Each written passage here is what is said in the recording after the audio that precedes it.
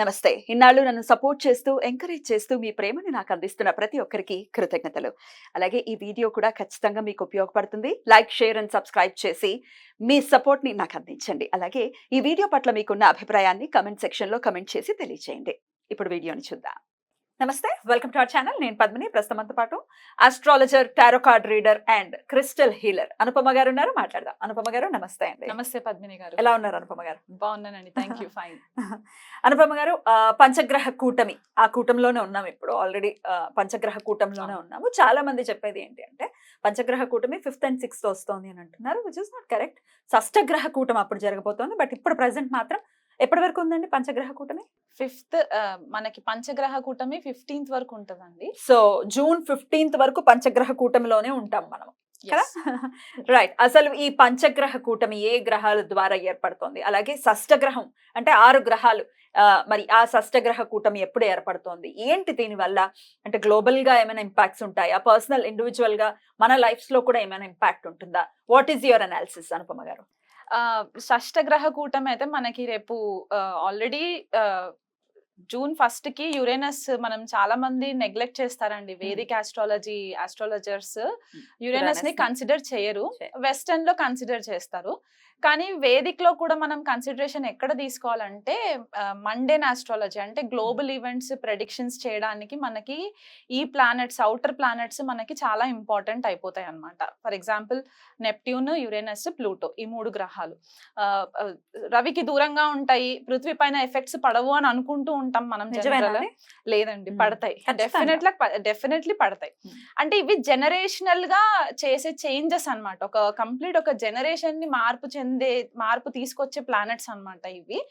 So impact కొద్దిగా తక్కువ కనబడుతుంది డే టు డే రొటీన్ లో, కానీ ఎక్కువ కాలం ఉంటుంది కాబట్టి ఒక రాశిలో.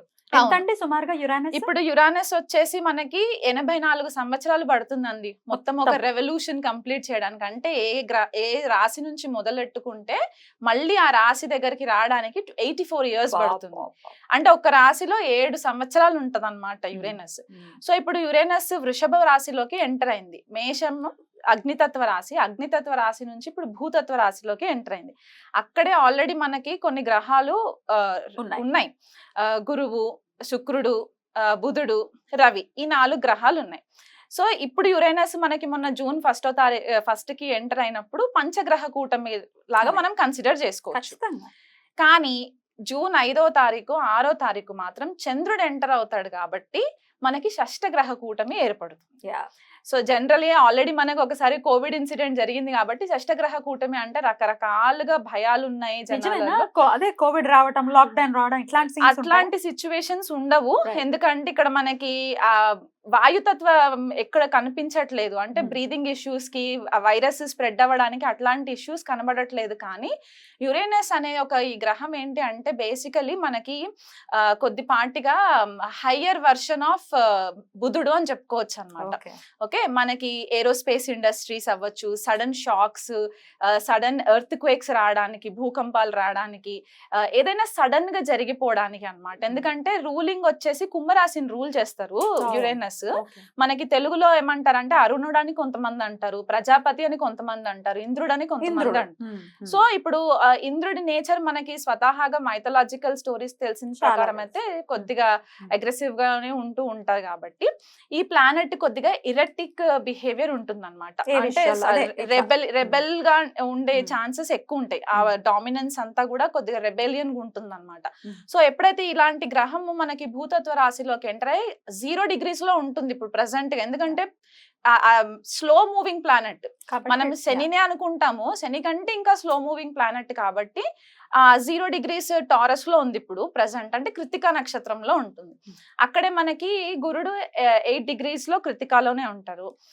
బుధుడు కూడా మనకి ఇంచుమించు 3 degrees 4 degrees 7 degrees ఉంది. 7 degrees బుధుడు మనకి కృతికాలో ఉంటారు. రోహిణిలో రవి అండ్ శుక్రుడు 20-21 degrees క్లోజ్ కంజంక్షన్స్ లో ఉంటాయి. అండ్ తర్వాత మళ్ళీ చంద్రుడు ఎంటర్ అవుతాడు. సో చంద్రుడు కూడా కృతికాలోనే, అంటే ఒక 4 గ్రహాలు కృతికా నక్షత్రంలోనే ఉంటాయి అన్నమాట. ఆల్రెడీ మనకు తెలిసింది ఏంటంటే కృతికా నక్షత్రం అగ్నితత్వ నక్షత్రం. అండ్ సింబల్ కూడా మనకి రేజర్, ఫైర్, కత్తి, ఇవన్నీ తోటి మనం కన్సిడర్ చేసుకుంటాం. సో ఒక ఎరేటిక్ బిహేవియర్ ఉన్న గ్రహము కృత్తికాలోకి ఎంటర్ అయినప్పుడు గురుడు ఆల్రెడీ మనకి వాయుతత్వ గ్రహంగా మనం చెప్పుకుంటాం, ఆకాశ తత్వంగా చెప్పుకుంటాం కాబట్టి ఈ ప్లానెట్స్ అన్ని కూడా ఒక క్లస్టర్ ఆఫ్ ఎనర్జీస్ వచ్చేసరికి ఎక్స్ప్లోజన్స్ అయ్యే ఛాన్సెస్ ఎక్కువ ఉంటాయండి మనకి. అందులో యురేనస్ ఏంటంటే 84 years అని చెప్పాను కదా, క్రితం జరిగిన ట్రాన్సిట్ ఎప్పుడు అని అంటే 1940వ సంవత్సరంలో జరిగింది ట్రాన్సిట్. అప్పుడు టారస్ లో ఉన్నారు, అప్పుడు వృషభంలో ఉన్నారనమాట యురేనస్. అప్పుడు ఏం జరిగింది? 1940లో మనకి యాక్చువల్ గా సెకండ్ వరల్డ్ వార్ స్టార్ట్ అయిందండి. సెకండ్ వరల్డ్ వార్ స్టార్ట్ అయింది. ప్రేక్షకులు కావాలంటే వెరిఫై చేసుకోవచ్చు మన టైమ్ లైన్స్.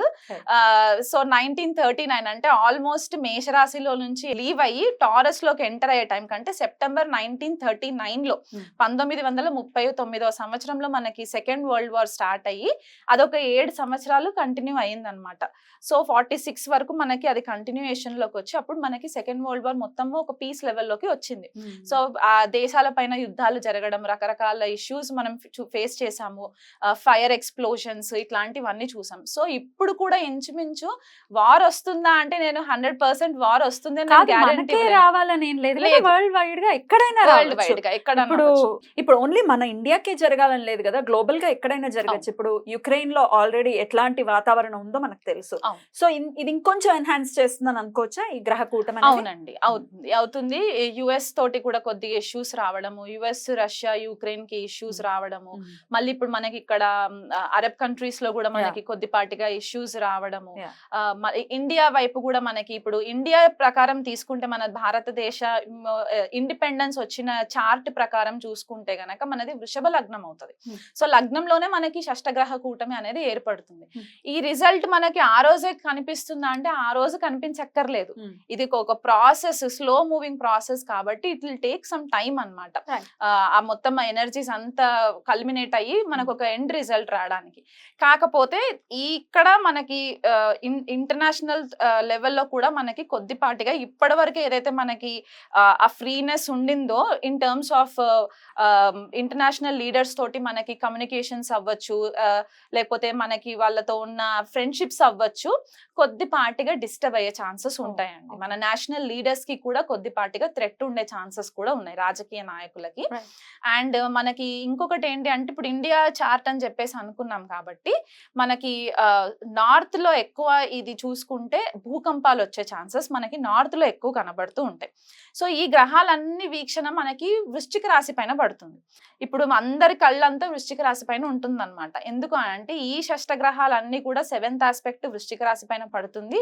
కుజుడు ఆల్రెడీ మేషరాశిలోకి ఎంటర్ అయ్యి మేషరాశి నుంచి 8వ ఆస్పెక్ట్ వృశ్చిక రాశి పైన పడుతుంది. రాహు 9వ దృష్టి మనకి వృశ్చిక రాశి పైన పడుతుంది. అండ్ ఇక్కడ కుజుడు ఆల్రెడీ శని వీక్షణలోనే ఉన్నారు. సో మొత్తం 9 గ్రహాలు వృశ్చిక రాశి పైన పడుతుంది చూపు. అండ్ షష్టగ్రహ కూటమి మాత్రం వృషభ రాశిలో జరుగుతుంది. సో మన లైఫ్ లో ఎట్లాంటి ఈవెంట్స్ అంటే మనకి వృషభ రాశికి సంబంధించిన కారకత్వాలు, వృశ్చిక రాశికి సంబంధించిన కారకత్వాలు ఎఫెక్ట్ అయ్యే ఛాన్సెస్ ఉంటాయి. సో మనకి నార్త్ ఇండియాలో భూకంపాలు వచ్చే సంఘటనలు, సౌత్ ఇండియాకి వచ్చేసరికి ఎస్పెషల్లీ తెలుగు రాష్ట్రాలు, తమిళనాడు, కర్ణాటక, కేరళ ఇటువైపు ఫ్లడ్స్ వచ్చే ఛాన్సెస్ ఎక్కువ ఉంటాయి. వర్షాలు, సునామీస్, సైక్లోన్ ఎఫెక్ట్స్, దానివల్ల కొద్దిగా జన నష్టము. అండ్ మనకి ఇంకొకటి ఏంటంటే మనకి టారస్ వృషభ రాశి మనకి అగ్రికల్చర్ కి కూడా సంబంధించింది. అంటే పంటలు, పాడి పంటలు ఇవన్నిటికీ కూడా మనకి ఫుడ్ రిసోర్సెస్ కాబట్టి అక్కడ పంట నష్టం కొద్దిగా జరగడం, వర్షాల వల్ల, బీభత్సమైన వర్షాల వల్ల కొద్దిగా పంట నష్టం జరగడము. అండ్ టారస్ మనకి ఫైనాన్షియల్ రిజర్వ్స్ కూడా కదా. సో ఫైనాన్షియల్ గా కూడా మనకి కొద్దిపాటిగా డిస్టర్బెన్సెస్ రావడము, సడన్ చేంజెస్ రావడము, గ్లోబల్ అంటే మనకి ఇంటర్నేషనల్ లెవెల్ అండ్ మనకి నేషనల్ లెవెల్లో కూడా ఫైనాన్షియల్ రీస్ట్రక్చరింగ్ జరిగే ఛాన్సెస్ ఈ షష్టగ్రహ కూటమి ఎఫెక్ట్స్ వల్ల జరిగే ఛాన్సెస్ ఉన్నాయి. అండ్ అది కాకుండా స్పెసిఫిక్ గా ఇది ఎవరికి ఎక్కువ వర్తిస్తుంది అంటే ఇండివిజువల్ హారోస్కోప్స్ లో కూడా సడన్ గా ఫైనాన్షియల్ రిసెంట్మెంట్ రావడము. అండ్ ఇంకొకటి ఏంటి అంటే స్టాక్స్ లో ఇన్వెస్ట్మెంట్స్ చేస్తూ ఉంటారు కొంతమంది. స్టాక్స్ లో సడన్ గా లాసెస్ ఫేస్ చేయడము, ఒక కన్ఫ్యూజన్ కైండ్ ఆఫ్ ఎనర్జీస్ మనకి కనబడతాయండి ఈ Okay. షష్టగ్రహ కూటమి ఎఫెక్ట్స్ వల్ల. ఎన్నాళ్ళు ఉండొచ్చు ఈ ఇంపాక్ట్స్ అంతా కూడా? ఈ షష్టగ్రహ కూటమి అయితే మనకి 2 రోజులు ఉంటుంది. ఉంటుంది. జూన్ పంచగ్రహం 5. అయితే? పంచగ్రహం అయితే మనకి జూలై 15వ తారీఖు వరకు ఉంటుంది. అంటే రవి మనకి వృషభ రాశిలో నుంచి మిథునంలోకి వచ్చేయాలి. తర్వాత శుక్రుడు కూడా మిథునంలోకి వచ్చేస్తారు. అప్పుడు బుధుడు కూడా వచ్చేస్తాడు కాబట్టి ఇంకా లాస్ట్ మిగిలిన గ్రహాలు ఏంటి అంటే గురుడు అండ్ యురేనస్ 2 కలిసి ఉంటాయి కాబట్టి ఇది మనకి long lasting effect. Next year కి మనకి కొద్దిపాటిగా డిస్టర్బెన్సెస్ ఇంకెక్కువ విట్నెస్ చేయడానికి ఉంటదండి. అది మనకి మండేన్ లెవెల్లో చెప్పుకునే అంశాలు అన్నమాట ఇవి. ఇండిపెండెన్స్ కి ఒకసారి చెప్పండి, ఏ రాశి వాళ్ళకి ఎలా ఉంటుంది అనేది ఒకసారి చెప్పండి. ఒకవేళ నెగటివ్ ఇంపాక్ట్స్ గనుకుంటే వాళ్ళు ఏం చేసుకోవచ్చు ఈ ఇంపాక్ట్ నుంచి బయటపడటానికి అనేది కూడా ఒక్కసారి. ఇక వృశ్చికం. ఆ వృశ్చిక రాశి వాళ్ళకైతే సప్తమంలోనే జరుగుతుంది కాబట్టి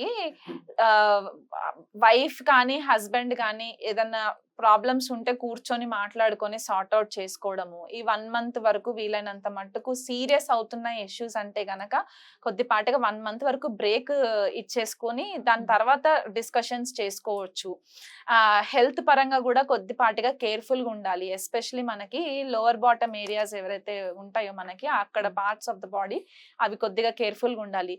ఇది వరకు ఏమైనా హెల్త్ ఇష్యూస్ తోటి ఇబ్బంది పడుతూ ఉంటే గనక యాజ్ తులారాశి వాళ్ళకి ఎట్లా చెప్పానో స్కార్పియో వాళ్ళకి కూడా అదే వర్తిస్తుంది ఇక్కడ.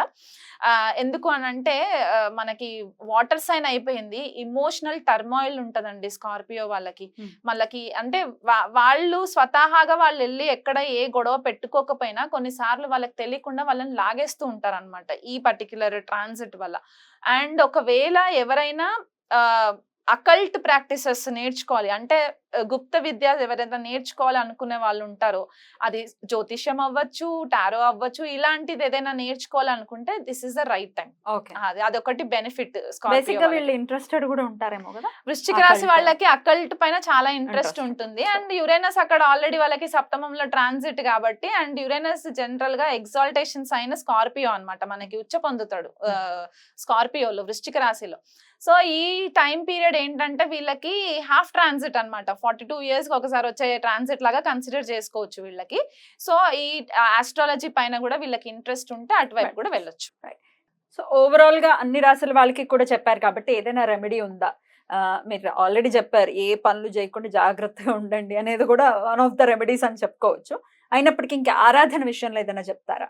ఆరాధన విషయంలో అంటే మనకి వృషభంలో ఇవన్నీ ప్లానెట్స్ జరుగుతున్నాయి కాబట్టి అందరూ ఫస్ట్ ప్రే చేయాల్సింది శ్రీ మహాలక్ష్మికి.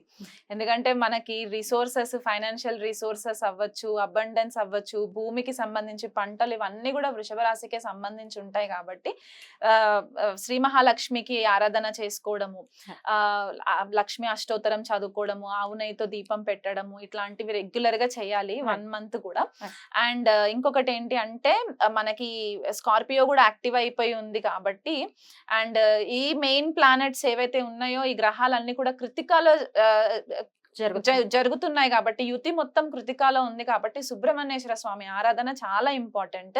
స్కంద కవచము డైలీ ఒక్కసారైనా సరే ఉదయం లేవగానే స్నానం అవన్నీ చేసేసుకున్న తర్వాత స్కంద కవచము చదవడానికి రాకపోయినా కనీసం ఇంట్లో ప్లే చేయండి. ఎందుకంటే మనం ఈ ఎనర్జీస్ అన్ని కూడా మనల్ని కొద్దిపాటిగా ర్యాష్ డెసిషన్స్ తీసుకునే ఛాన్సెస్, ర్యాష్ డ్రైవింగ్స్ ఇవి జరిగే ఛాన్సెస్ ఉంటాయి కాబట్టి మనల్ని మనం ప్రొటెక్ట్ చేసుకోవడానికి and at the same time ధర్మబద్ధంగా దేశ సంరక్షణ కోసం కూడా మనం ఆలోచించాలి కాబట్టి స్కంద కవచము రెగ్యులర్ గా వినడము ఇదొకటి చాలా ఇంపార్టెంట్. వీళ్ళు కుదిరితే సుబ్రహ్మణ్యేశ్వర స్వామికి అర్చన అభిషేకాలు చేసుకోవచ్చు. రైట్ అండి, చాలా బ్యూటిఫుల్ గా ఎక్స్ప్లెయిన్ చేశారు. డెఫినెట్లీ ఎందుకంటే యురేనస్ ని కన్సిడర్ చేస్తూ గనుక ఒకవేళ ప్రిడిక్షన్ ఇస్తే ఎంత అక్యురేట్ గా ప్రిడిక్షన్ వస్తుంది అనేది చెప్పటం అనేది ఎవరికి వారు దాన్ని చూడాల్సిందే కదా. చాలా మంది కన్సిడర్ చెయ్యరు కానీ ఇంత మేజర్ రోల్ ని ప్లే చేస్తారు. యురేనస్ అవ్వచ్చు, నెప్ట్యూన్ అవ్వచ్చు, డెఫినెట్ గా రోల్ ని ప్లే చేస్తారు. మీరు కూడా మీ ప్రిడిక్షన్ లో మీరు చూస్తారా? చూస్తానండి, డెఫినెట్లీ చూస్తాను. అంటే మనకి యురేనస్ ఆస్ట్రాలజీకి చాలా ఇంపార్టెంట్ ప్లానెట్ అన్నమాట జ్యోతిష్య విద్యకి Yeah. అండ్ ఏరోస్పేస్ ఇండస్ట్రీకి కూడా చాలా ఇంపార్టెంట్. ఎందుకంటే కుంభరాశిలో రూల్ చేసినా సరే శతభిష నక్షత్రం మనకి యురేనస్ కి కన్సిడర్ చేస్తారు బేసికల్ గా. Hmm. అండ్ మనకి ఇక్కడ వృశ్చిక రాశిలో ఉచ్చ పొందుతారు అండ్ వృషభంలో నీచబడతారు. Hmm. సో ఈ 2 మెయిన్ అకల్ట్ కి సంబంధించి అంటే గుప్త విద్యలకి సంబంధించిన 2 మెయిన్ రాశుల్లో యురేనస్ కి ఇంపార్టెన్స్ ఉంది. చాలా అద్భుతంగా వివరించారు. ఈ నెల్లాళ్ళు కూడా వీలైతే కూడా అందరూ చాలా జాగ్రత్తగా ఉంటూ అటు సుబ్రహ్మణ్యేశ్వర స్వామి ఆరాధన అండ్ లక్ష్మీదేవి ఆరాధన చెప్తున్నారు కాబట్టి అవి చేసుకుంటూ అందరికీ ప్రశాంతవంతంగా ఈ సమయం వెళ్ళాలని మనస్ఫూర్తిగా కోరుకుంటూ చక్కగా మాకు తెలియజేశారు. కృతజ్ఞతలండి. నమస్తే. నమస్తే అండి.